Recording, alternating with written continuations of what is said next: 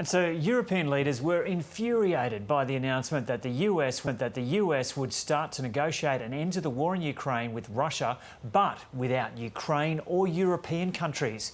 Deutsche Welle correspondent Thomas Sparrow joins us now from Berlin. Thomas, g'day. So how is Europe trying to persuade President Trump that it should be at the negotiating table?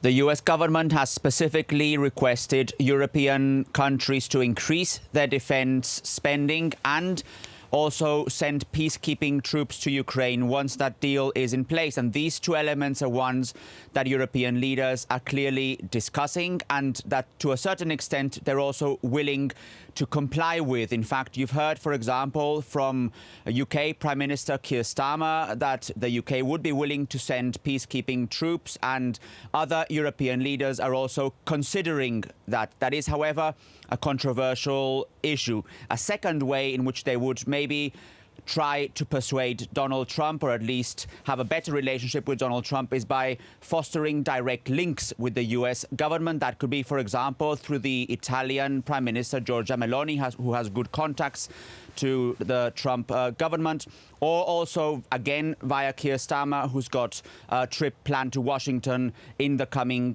days. So those are two ways in which European leaders would try and foster a more constructive relationship with the US government. However, it's also important to stress that one important element in all this would be for European leaders to present a united front when it comes to their positions on Ukraine, and that in the past has already proven to be somewhat difficult.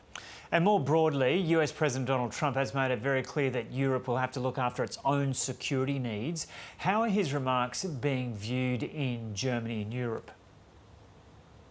Well, in particular with shock, with concern, because those remarks, that idea was very clear last week at the Munich Security Conference, where US Vice President J.D. Vance actually presented in his speech a very strong criticism towards European democracies. He didn't focus, as many had expected, on defense or on Ukraine or even on Russia, but he had a very strong criticism towards what he saw as the main problem in Europe, namely European democracies themselves. And this is obviously something that has been interpreted here since then as a distancing between the United States and Europe, as a very deep crisis for the transatlantic relationship, although here it's also important to be cautious with the term crisis in the transatlantic relationship, because Canada still wants to have a very strong relationship to the European Union. So as such, there was very clear shock after that speech in Munich, but now it's basically the idea is to get back to work and see how,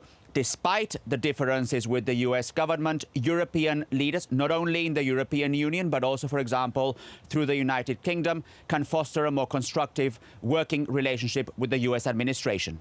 And Germany will hold national elections at the end of the week. How big of a focus is the war in Ukraine, and in particular Germany's support?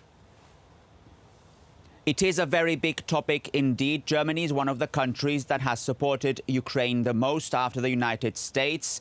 And one of the topics of discussion here is how that support should continue after the election. That's one important element. Another important element is also whether Germany would or would not send peacekeeping troops to Ukraine. That is a very controversial issue here in the country. I would, however, be careful when it comes to understanding whether Ukraine is actually an issue that people would depend their vote on, because there are other topics that are closer, let's say, to German voters, that are more important for German voters when it comes to deciding which party they would vote for. Migration is one topic. The economy, the bad state of Germany's economy, is a second topic. So yes, there is a lot of discussion about Ukraine, about defense spending. There's a lot of discussion about the future of Ukraine and the transatlantic relationship.